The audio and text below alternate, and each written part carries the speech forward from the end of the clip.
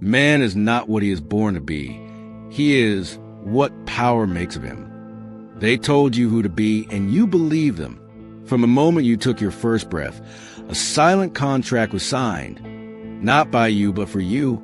Your name was chosen, your religion predetermined, your values whispered into your ears before you even learned to speak. Before you could walk, they trained your path. Before you could think, they gave you thoughts. And you accepted it, because to challenge it would mean war. Not war in traditional sense, not blood, not swords, not flags, but the war of alienation, the war of being misunderstood, the war of being labeled, the war of being alone. Niccolo Machiavelli, the master of shadows, once stated, "Power is not merely about strength, but about perception." He understood something that escapes most. The world is not interested in your authenticity. It's interested in your compliance. A good man, an obedient man, a predictable man. He is valuable but expendable. A dangerous man, one who thinks, questions, and dares, is unpredictable, uncontrollable, and feared. The truth is this: you were never meant to be yourself. That was their plan all along. From birth, the structure was erected. Education didn't teach you how to think. It taught you what to think. You were praised not for creativity, but for obedience. You were rewarded not for rebellion, but for following instructions. The system, Machiavellian in its own right, is not accidental. It is deliberate. It is designed to kill the wildness in your spirit, the question in your mind, and the fire in your heart. And as you grew, you forgot who you were. Or rather, you never knew, because you were too busy becoming who they told you to be. The plan was subtle. It didn't look like control. It looked like love, like approval, like attention. It came in the form of teachers with smiling faces, parents with expectations, peers with invisible judgments. They taught you that fitting in was survival and standing out was suicide. And they were right in their world, but not in yours, because your world never began. Not truly, not until now. You see, Machiavelli understood power not as a blunt force, but as a refined instrument.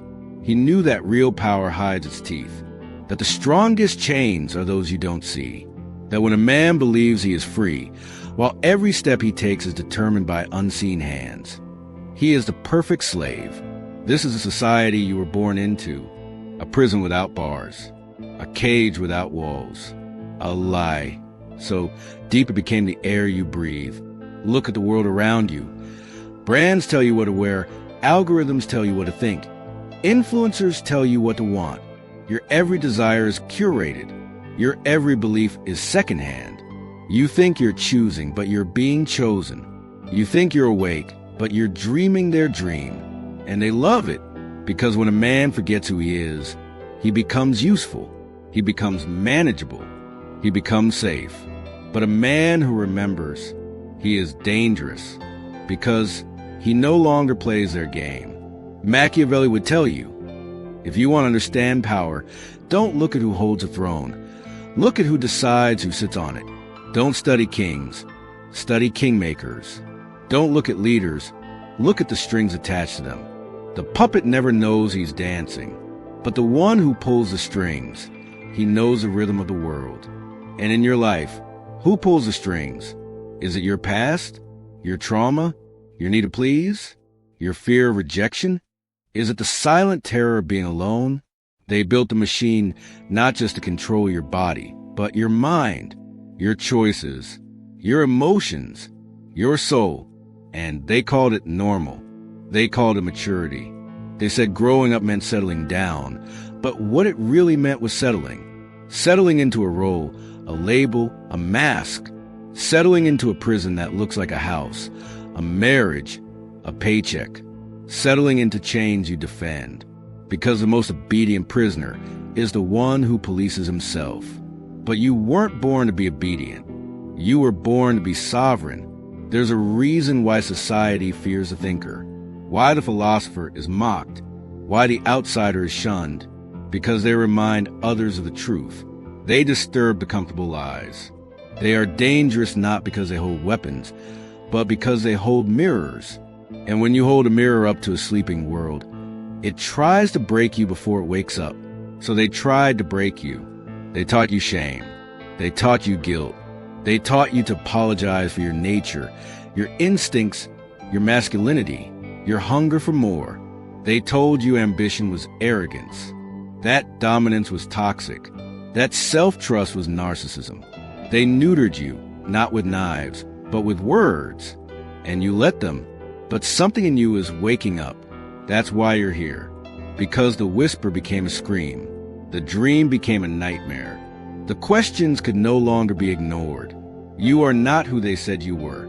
You are the man beneath the conditioning, the soul beneath the performance, the warrior beneath the white-collar costume. And it is time to remember.